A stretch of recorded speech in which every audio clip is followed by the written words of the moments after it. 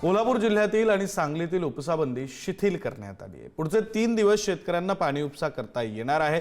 4 दिवसांपासून सुरू असलेल्या शेतकऱ्यांच्या आंदोलनाला यश मिळालं आहे। कोल्हापूर आणि सांगलीतील शेतकऱ्यांना मोठा दिलासा मिळाला आहे। पाण्याविना शेती करपू लागल्यानं हे आंदोलन सुरू होतं। खासदार धैर्यशील माने तसेच आमदार अमल महाडिक यांनीही शेतकऱ्यांची भेट घेऊन शेतकऱ्यांची बाजू ही अधिकाऱ्यांसमोर मांडली। शिवाय मंत्री राधाकृष्ण विखे पाटील यांना फोन करून शेतकऱ्यांची बाजू सांगितल्यानंतर उपसाबंदी शिथिल करण्यात आली। माजी खासदार राजू शेट्टी यांनी सुद्धा याबाबत वारंवार आवाज उठवलेला आहे।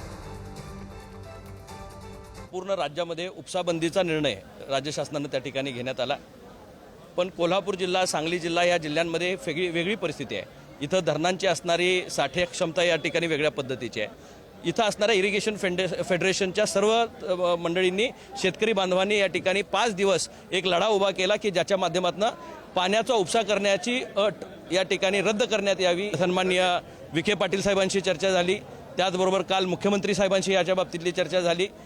फेडरेशनचे सर्व पदाधिकारी विक्रमजी आणि त्यांच्या सर्व सहकाऱ्यांनी सगळ्यांशी चर्चा केल्यानंतर इथल्या स्थानिक प्रशासनाची चर्चा करून उपसाबंदीचा आदेश हा शिथिल करण्याचा निर्णय या ठिकाणी मंत्री महोदयांनी आम्हाला डिक्लेअर करायला सांगितला।